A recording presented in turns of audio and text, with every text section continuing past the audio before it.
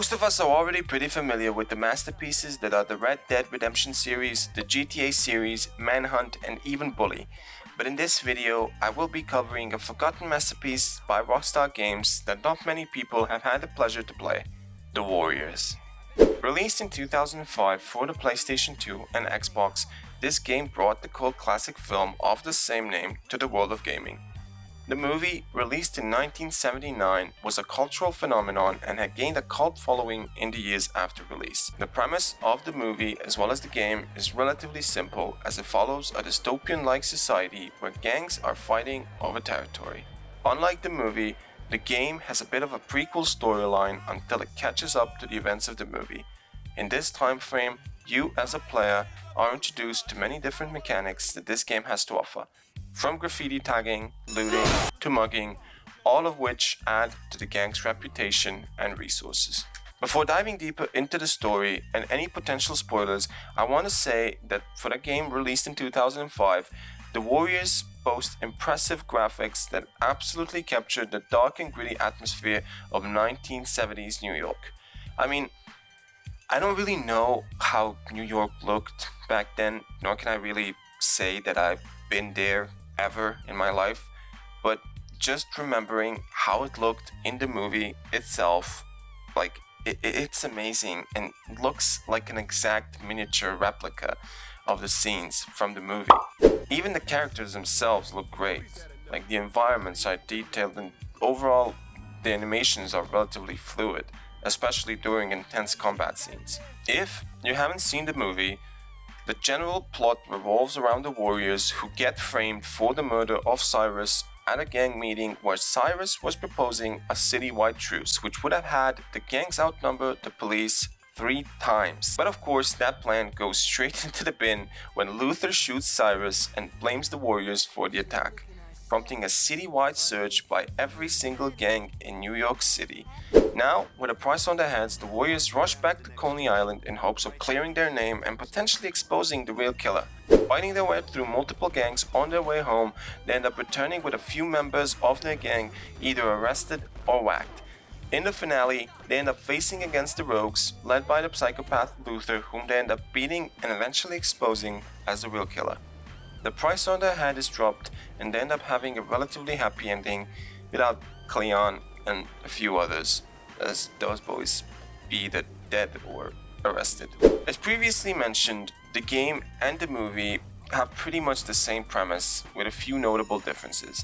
Starting off, the game shows the scene of all the gangs meeting up and we see the murder of Cyrus as we go back 3 months before the event. The game then introduces us to Cleon and Vermin, the 2 founding members of the Warriors, as they're about to meet the new blood, Rembrandt.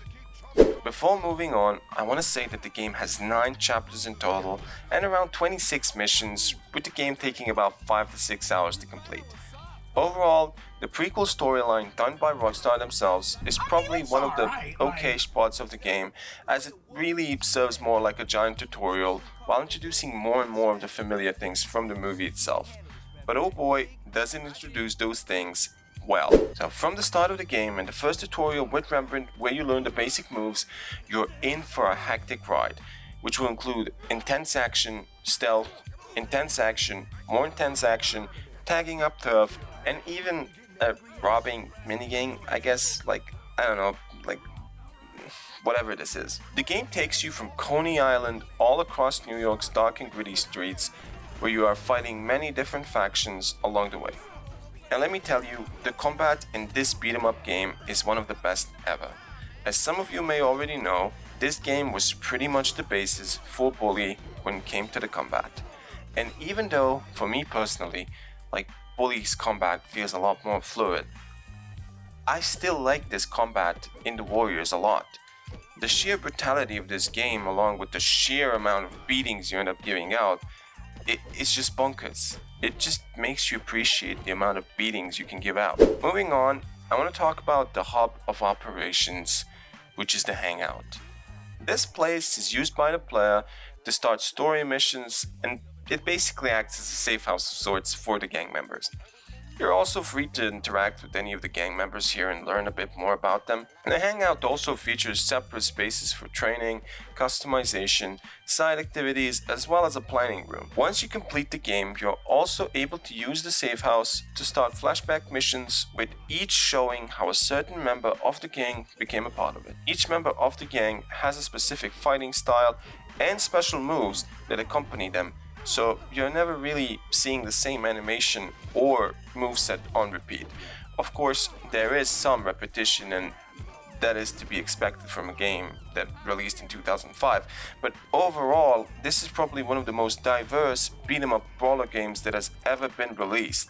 The side activities, along with the training and even customization, add a bit more complexity to this game, making it stand out amongst all the other beat-em-up games that came before and even after it. The training in this game actually helps you make progress, so the more you train, the better your characters are. Like, you are free to lift weights, do sit-ups, push-ups, pull-ups, and even practice your fighting technique to get ready for any future battle.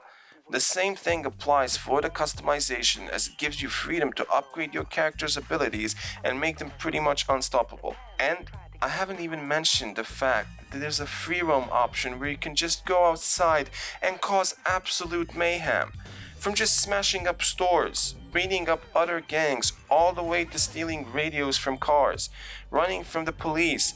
This game just had so many things for you to do. Hell, you could even fight your own gang and have them beat up your sorry ass for even trying that. This game was just way ahead of its time. And with that said, it would be a crime not to mention the multiplayer aspect of this masterpiece. If you are a person that grew up during the early 2000s like me, then there's a high probability that you had the chance to play couch co-op games at least once in your life. Like, this game has one of the coolest couch co-op modes out of any video game ever, as it lets you choose to either face off against your friends in competitive modes or take on missions together. Like, either way, whatever you choose to do, this aspect of the game was one of the best things that you could enjoy alongside your buddies or even family without having to fight for the controller.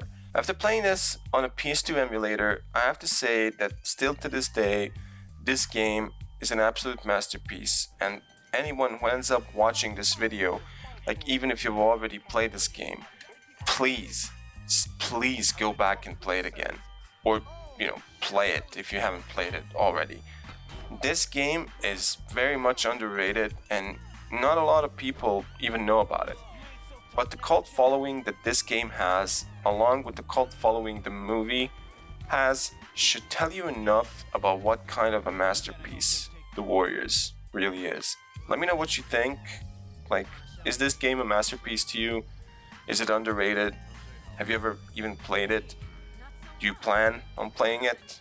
Let me know in the comments below, and feel free to like the video and subscribe if you want more content like this. So thank you for watching this video and for taking your time to stay all the way to the end. I appreciate your support, and I hope you enjoyed. A big thanks also goes out to all 107 of my subscribers. Like, you folks are absolute legends. Like, thank you all, and I'll see you in the next one. Peace.